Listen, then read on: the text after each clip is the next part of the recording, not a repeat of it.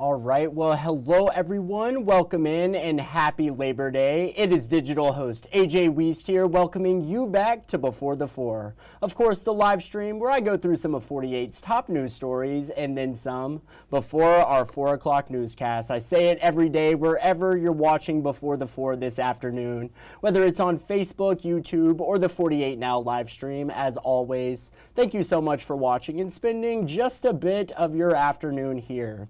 Now let's begin in Limestone County, where the city of Ardmore, along with the water department, issued a statement yesterday saying they've been cut off from the Limestone County water supply due to water tank issues. We spoke with the superintendent of Ardmore Water, Wayne Miller. He says their normal water pressure is 45 psi, which is already low. He added that the Limestone County Water Authority told him to limit their water intake a couple days ago, which led to some Ardmore residents complaining about low water pressure. Now, people are asked to save as much water as possible in the meantime. The fire department is bringing water to the fire station along with buckets for flushing needs. Now, officials also hope to have drinking water available at that fire station soon.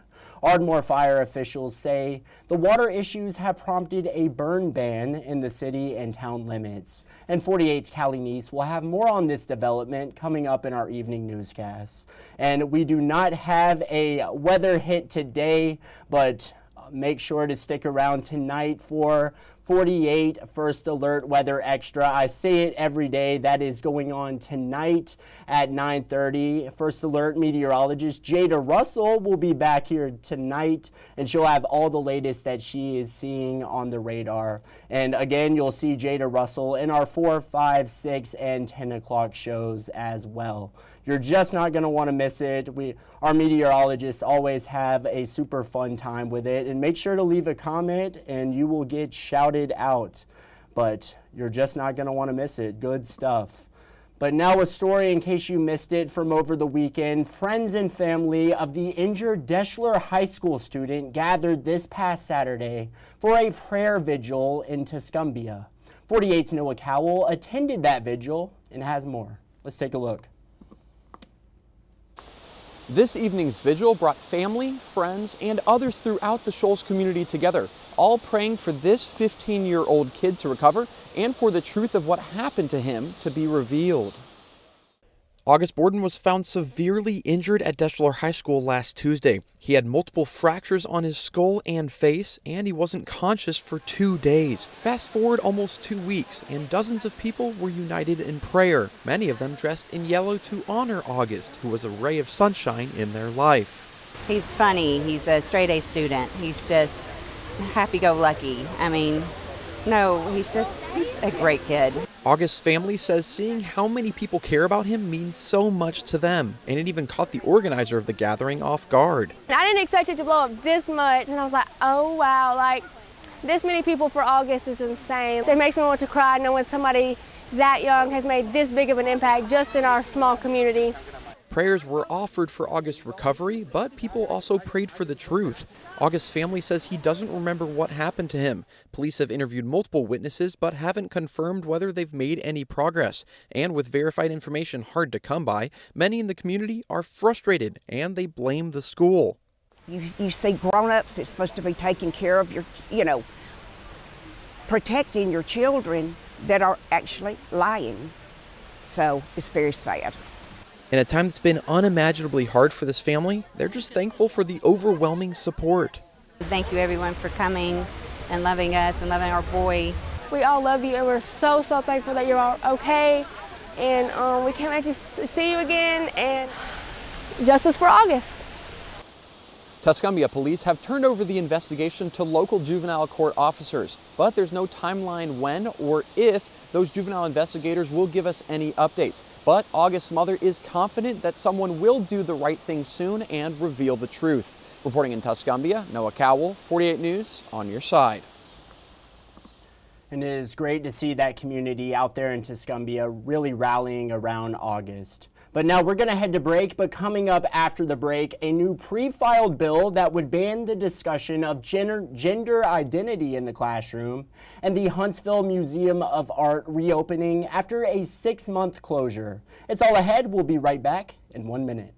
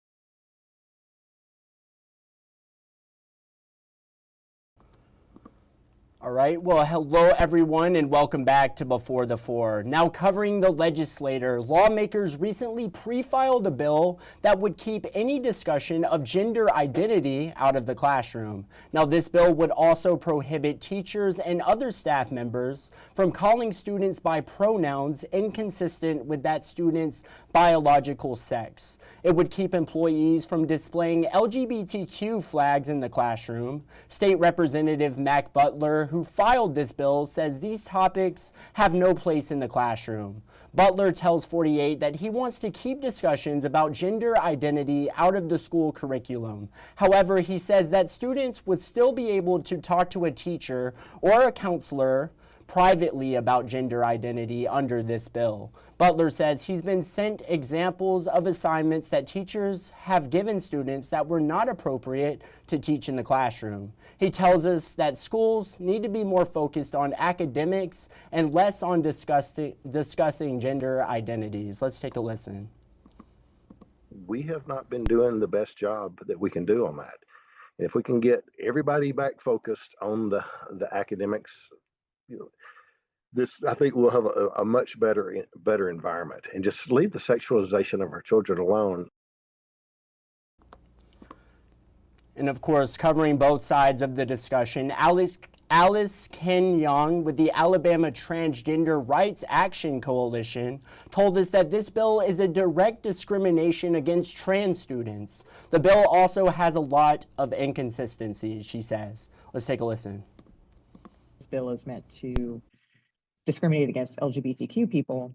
The way it's written suggests that there can be no discussion of any sexual identity orientation, which includes straight people, or gender identity, which includes cisgender people, i.e. people who are not trans. The first woman on the moon, the first woman to do anything is suddenly a gendered concept. And now turning over to Huntsville, the Museum of Art officially reopened yesterday after a 6-month state-of-the-art HVAC renovation. 48's Noah Cowell with a look at it. The Huntsville Museum of Art closed down back in March to install a new state-of-the-art HVAC system. They didn't want to close for the whole summer, but this project was about more than just guest comfort. It's critical to protect the artwork as well. It's really more about keeping our art and the traveling exhibits in pristine condition in certain temperature and humidity ranges. So, it was a big deal for us to do that so we can continue to display high quality art for the community. But Owen says the extended time allowed them to reimagine the look of the museum as well. Today, over 1,500 people came to see a completely redesigned interior with brand new exhibits that customers say created a fun, modern feel. From impressionist to realist pieces to new photography, paintings, and graphics, visitors and curators want to stress that there really is something for everyone. I loved the fact that there was a Zelda Fitzgerald watercolor in there. I was really floored at that, and I didn't know that she painted, so it was a really pleasant experience. I loved it, yes. I loved that picture too. There was a bunch of beautiful ocean, nature, realism too, really good mix in there. Also loved the sculpture of a woman they had. I mean, just a lot of different things. Museum leaders believe this long break that they needed to renovate was more than worth it, and so do these visitors. It feels like there's a better flow of air too. I do think they have improved that, and the paintings look like they're all in great condition. So the exhibits themselves are just beautifully organized and laid out. yes, they are. I think they've done a wonderful job. Very exciting stuff. I'm certainly going to have to check it out sometime. But now let's turn over to the good side. And today, a mom in Georgia is transforming her heartbreak into hope, helping other families with newborns in the NICU. LNL's Brianna Shaw tells us her story. Let's take a look. Everybody else's world was turning, but ours was just standing still. Allie Price gave birth to her daughter Lydia nearly 10 months ago. Lydia was born one day early, but with life-threatening complications. We ended up having to have her in the NICU for a brain injury, and she had swallowed meconium, so she was septic, had to be on therapeutic hypothermia. She spent 8 days in the NICU. For the first 4 days, Price and her husband Stewart couldn't even touch her. Initially, obviously shocking and very devastating because we were so hopeful for this healthy baby girl. I remember not even really crying about it for a couple of days, and then finally it'll all hit you. Price says she wouldn't have made it through without family and friends bringing her comfort items and support. There was toiletry items, just little things to make me feel like a person. It helped keep me, half sane through it all. And I met other people who didn't have that same family support, friend support. Their spouses had to go back to work and they were stuck, by themselves. Now that Lydia is home healthy and nearing her first birthday, Price is giving back. Price launched Love from Lydia, a project to provide blessing baskets to NICU families filled with the same kind of essentials that got her through. There's deodorant, there's chapstick. If anything, somebody who will receive this will be like, oh man, this really made my day. This is gonna help me get through this really tough time. That was another thing too I wanted to make sure was there were all the snacks, nuts, also, fun snacks. For Price, it's about using that hard season to help others through theirs. It is a journey that not everybody realizes they're gonna walk, and why wouldn't I not wanna be there for other people? B is for believing. Things will be okay in the end. C is for being caring in everything you do. And how about that really cute story there for your Labor Day holiday? You gotta love it. And now let's go into the stories you're just not gonna wanna miss coming up in our evening newscast. Covering a new grocery tax cut here in North Alabama, 48's Faith Delp will have everything you need to know about that coming up. The latest on a fatal ATV crash in Piedmont over the weekend. And finally, a public safety update for residents in the city of Florence. 48's Aria Pons will have more details on that, and these are just a few of the stories you're just not going to want to miss coming up in our evening newscasts. And you all know what time it is now.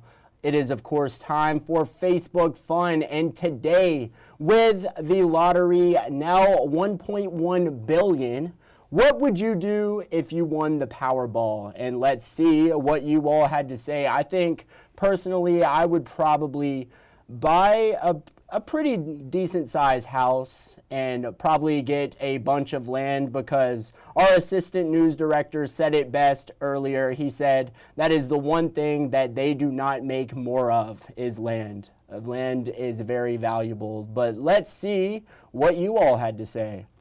Looks like Melody would retire, as you should, Melody. That is amazing. Hopefully, are you buying a lottery ticket?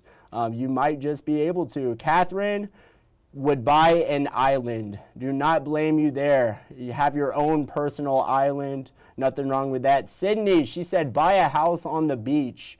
Absolutely. I think it would have to be, for me, Daytona Beach. Love Daytona. Love the Atlantic. Lisa, she said first thing is to buy a house. 100% buying a house. Very valuable there. Let's see, Julie, she said, buy a house in Hawaii. Actually, I said Daytona. I might have to buy a second house in Hawaii as well, now that I think about it. Rebel, he said he would head to BK and get a double Whopper with cheese. And you know, you might have to win the lottery to get a double Whopper with cheese the way the prices are going right now. 100%. I think I would personally get a Bacon King. Love the Bacon King, but the double Whopper, you just cannot beat it. Thank you so much for commenting, Rebel, and everyone who commented today on our 48 Facebook question. I always appreciate it. I love shouting out everything you all have to say. Awesome comments there. Well, y'all, that is just about it for today's Before the Four this Labor Day. I hope you have a great rest of the night. Enjoyed tonight's evening newscast. And as always, thank you so much for watching. You all have a great night.